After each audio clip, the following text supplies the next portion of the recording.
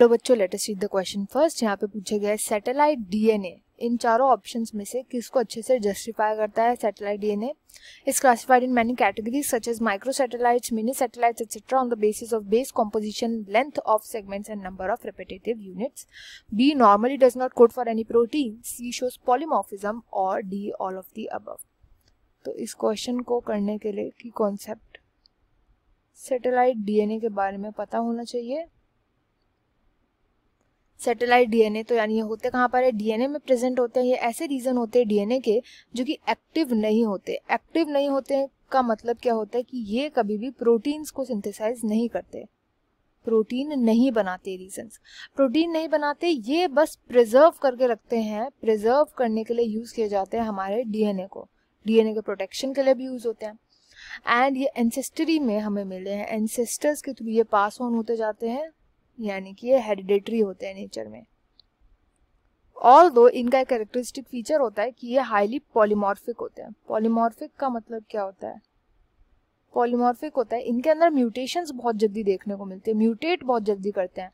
And इस वजह से हर इंडिविजुअल के अंदर ये अलग अलग हो सकते हैं, इंडिविजुअल्स के अंदर ये डिफर कर सकते हैं, डिफरेंट होते हैं हर इंडिविजुअल के अंदर, क्योंकि पॉलीमॉर्फिज्म इनमें बहुत ज्यादा देखने को मिल सकता है। अब बात आती है कि सैटेलाइट डीएनए होते तो हैं, पर इनका फंक्शन क्या होता है, ये कैसे टाइप के होते हैं सैटेलाइट डीएनए।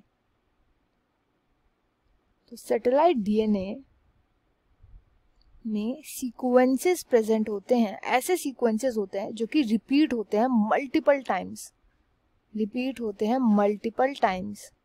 जैसे फॉर एग्जाम्पल AT, ये सीक्वेंस होगा एंड रिपीट होता जाएगा, AT AT AT AT कई बार रिपीट होगा ये, तो इसको हम बोलेंगे सैटेलाइट डीएनए।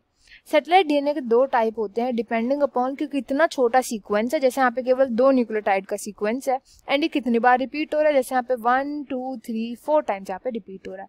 उसके बेसिस पर ये होता है microsatellite, microsatellite DNA. Microsatellite, micro का मतलब होता है बहुत ही छोटा।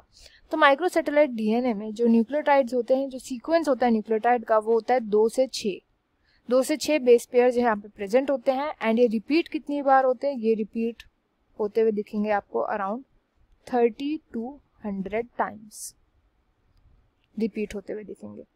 वेयर जो सेकेंड टाइप होता है वो होते हैं mini satellite, mini satellite DNA. Mini satellite जो होते हैं इनके अंदर जो बेस पेयर्स प्रेजेंट होते हैं न्यूक्लियोटाइड के, जो सीक्वेंस होता है वो होता है अराउंड 10 to 100 बेस पेयर्स का। एंड ये रिपीट होते हैं 100 to 10,000 times in the DNA. तो ये 2 मेन टाइप होते हैं इसके। अब सैटेलाइट डीएनए के बारे में जो फर्स्ट चीज बोली गई है कि मैनी कैटेगरीज है इसकी, micro satellite, mini satellite etcetera on the basis of length of segment, number of repetitive units, है करेक्ट है, तो मैंने अभी भी आपको एक्सप्लेन किया है। नेक्स्ट बोल है normally does not code for any protein, तो ये भी मैंने आपको बता दिया, कोई प्रोटीन को कोड नहीं करते। एंड शोज पॉलीमॉर्फिज्म, हाईली म्यूटेटिव होते हैं। इसलिए इस क्वेश्चन का राइट आंसर हो जाएगा option D all of the above. I hope you understood well. Best of luck and thank you.